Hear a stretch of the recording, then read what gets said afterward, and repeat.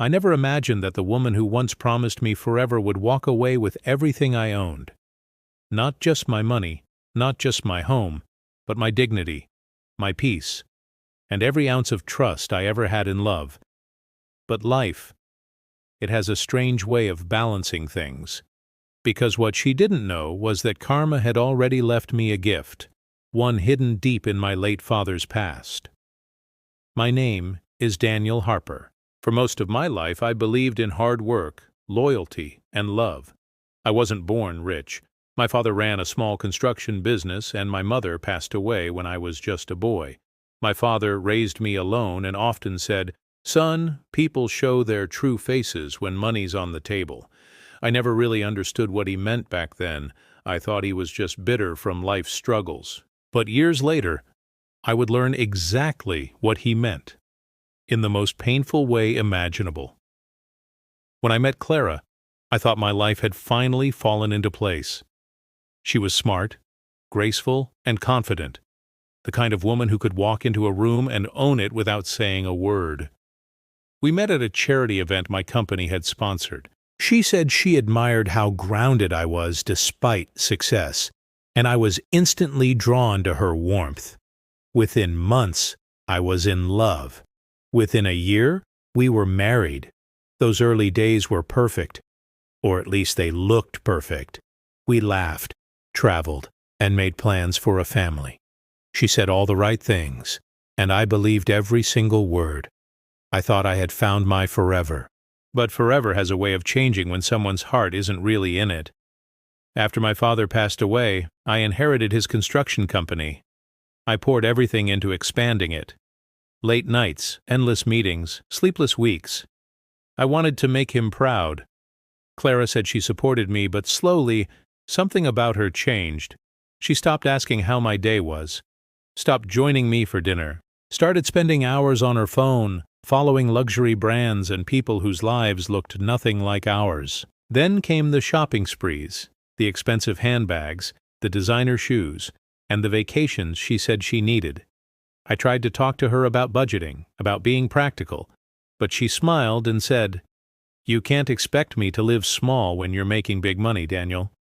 It sounded playful, harmless even, but deep down, it was the first sign that love had started to fade, replaced by something colder. Months passed, and strange things began happening at work. My accountant mentioned irregular transfers, missing invoices, unexplained expenses. At first, I brushed it off as a system error, but when I looked deeper, the numbers didn't lie. Money was disappearing. Large sums. I confronted Clara one night after dinner.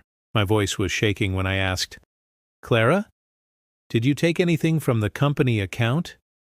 Her reaction was instant. She slammed her fork down and glared at me. "Are you accusing me of stealing from you?" she snapped. "Daniel, I'm your wife. How could you even think that?" And I believed her. Like an idiot, I believed her. Because love makes you blind to what's right in front of you. A few months later, she filed for divorce. No warning, no tears, just a cold, businesslike message from her lawyer. She wanted half of everything. The house, the cars, my business shares, even my father's old watch, the one thing that actually meant something to me. She said she deserved it after supporting me all those years. I tried to fight it, but it was useless. She had everything ready.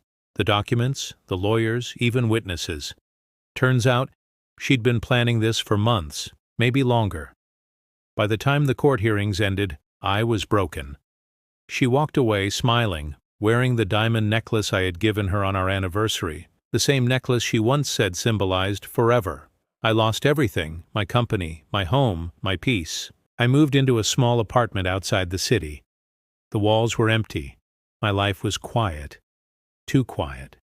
Most days I didn't eat. Nights were worse. Lying in bed, staring at the ceiling, wondering how love could turn into something so cruel. For a long time, I blamed myself. Maybe I worked too much. Maybe I didn't give her enough attention. Maybe I was just too naive. But then, one morning, something changed. I was cleaning out old boxes from my father's storage unit, things I hadn't touched in years, when I found a small sealed envelope with my name written on it. The handwriting was his, shaky but familiar. I opened it, and inside was a short note that read, "Daniel, if you're reading this, you've learned the cost of trust. Everything I built wasn't just what you saw. The truth lies where no one looked." Below the note was a small rusted key with 3 engraved letters, BHC. I didn't understand, but something about it felt important. My heart started racing. My father was a man of few words, but when he hid something, it always meant there was more to the story. I didn't know it yet, but that key, that one clue from the past, was about to change everything.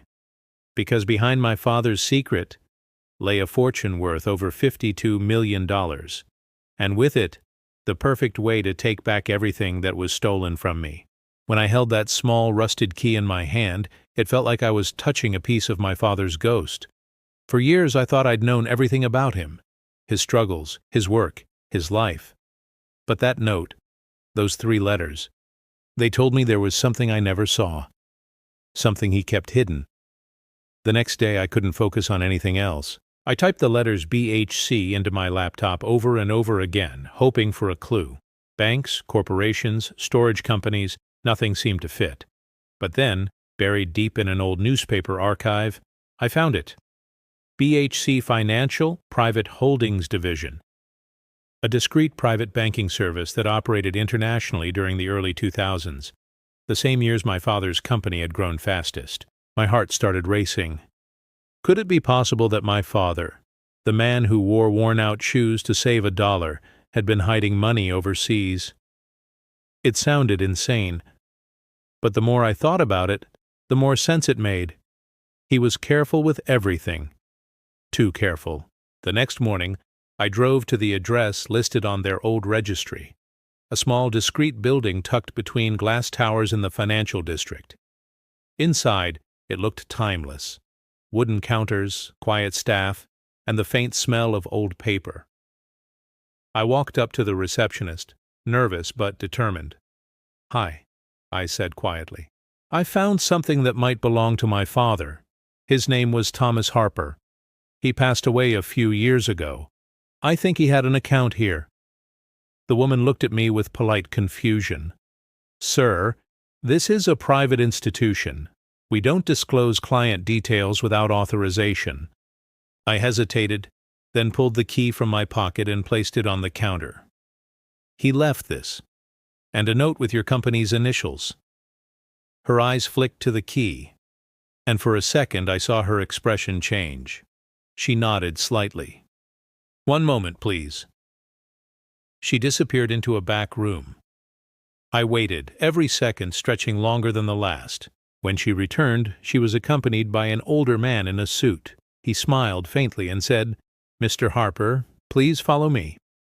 We went into a small office with thick curtains and no windows. The man sat down, adjusted his glasses, and said, "Your father was a valued client. He asked that if anyone ever came here with that key, we were to grant them access to his private holdings." I couldn't breathe for a second. "Holdings? What do you mean?" He handed me a folder, old, yellowed, stamped confidential. Inside were documents, ledgers, and multiple account details. My father had quietly transferred portions of his company profits into a private account over decades. The total amount, as of the last recorded entry, was $52 million. My hands trembled. $52 million. I stared at the number, unable to believe it. My father, the man who always said we didn't have much, had hidden a fortune, and he'd hidden it for a reason. There was another note inside the folder in his handwriting again. It said, "Daniel, when the world takes from you, remember that I left you the power to rebuild, but use it wisely. Some lessons are worth more than money." For the first time in months, I felt something I hadn't felt since the divorce. Hope, not greed, not anger, just a quiet, burning sense of purpose. That night I sat in my tiny apartment with the folder open in front of me. My mind was racing.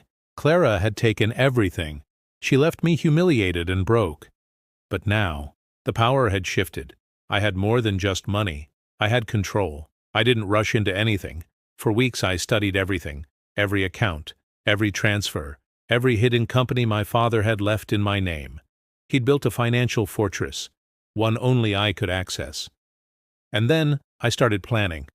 I knew Clara. I knew how much she craved status, attention, wealth. After the divorce, she'd flaunted her new life all over social media. The penthouse, the parties, the new business she claimed to have started. But it was all built on what she took from me. I decided my revenge wouldn't be loud. It would be silent, smart, surgical. I started investing through one of my father's old shell companies. Quietly, I bought small stakes in properties Clara had invested in. Slowly, I gained control over her new ventures, all without her knowing it was me behind the scenes. Months passed. Her businesses started collapsing, contracts lost, partners withdrawing, deals failing at the last minute. And every time she thought she was climbing higher, I was already cutting the rope. It wasn't about revenge anymore. It was about reclaiming the power she stole. Then, one morning, I saw her name trending online. Socialite Clara Harper facing bankruptcy and fraud investigation. I just stared at the screen, silent. No smile, no satisfaction, just peace. The universe had done what it always does, returned everything to balance. But I wasn't done yet, because buried in those documents there was something else my father left behind. A letter that explained why he'd hidden that money in the first place, and what it said changed everything I thought I knew about my family. I sat there staring at that letter for hours before I finally opened it. The paper was old, the ink slightly faded, but the moment I started reading, I heard my father's voice in every word. "Daniel," it began. "If you're reading this, it means life has tested you the same way it tested me. The money I left isn't just an inheritance, it's protection. Years ago, I learned that people will take everything if you give them the chance, even the ones you love." I felt a cold shiver run down my spine. Every line hit too close.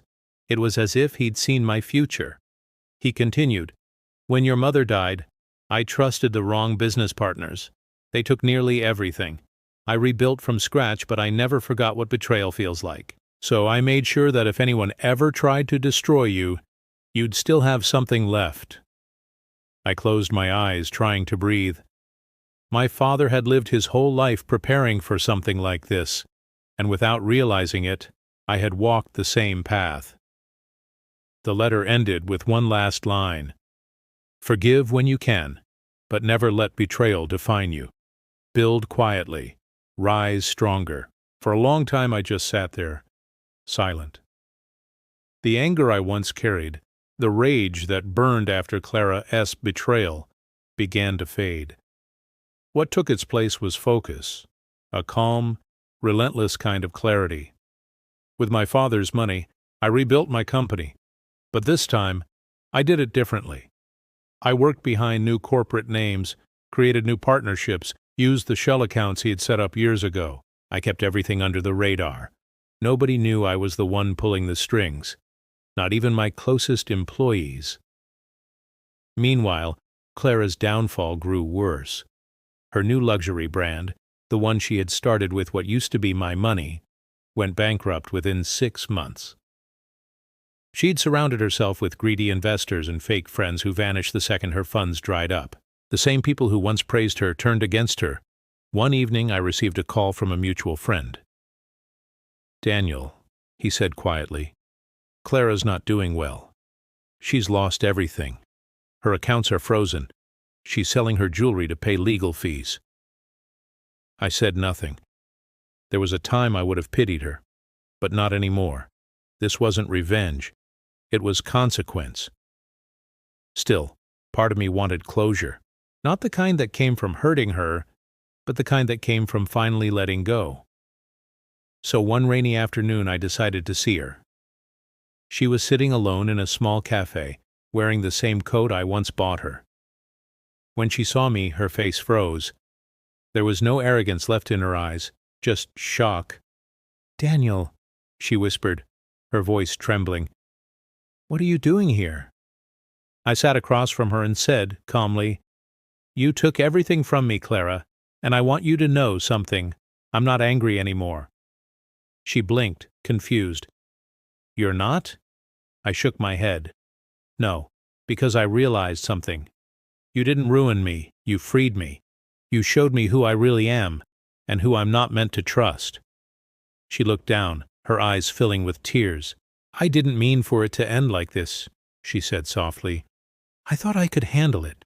I thought I deserved more. I sighed. You could have had everything, Clara, but you wanted more than love. You wanted control. For a moment we sat there in silence. The rain outside grew heavier. Then I stood up, placed a folded envelope on the table, and said, There's enough in there to help you start over, but after today we're done. Completely. She looked at me in disbelief. Why are you doing this? Because I'm not you, I said simply, and because my father taught me that revenge doesn't build anything. It just burns everything left standing. I walked out without looking back. The air felt lighter than it had in years. Over the next few months I focused on rebuilding my life. I reopened my company under a new name, Harper & Stone, quietly turning it into one of the fastest-growing development firms in the city. I worked harder than ever, not to prove Clara wrong, but to prove my father right. Money was no longer the goal. Peace was. I moved into a small house near the ocean. Every morning I'd watch the sunrise and think about how far I'd come. The betrayal that once shattered me had turned into my greatest teacher. Sometimes I'd visit my father as grave and tell him everything, how I found the account, how his lesson saved me, how I finally understood what he meant about trust and money. Thank you, I whispered once, laying down a single white flower. You saved me even after you were gone. Years later, people would ask how I managed to rise again after losing everything. I'd smile and say, because sometimes losing everything is the only way to find what truly matters. Love taught me trust, betrayal taught me strength, and my father, he taught me how to rise without hatred. Clara disappeared from the headlines after that. I never saw her again, but every now and then I'd think about her, not with anger, but with quiet understanding. Some people are lessons, some are blessings. She was both. And as for me, I finally learned the truth. Revenge might feel powerful, but peace is freedom.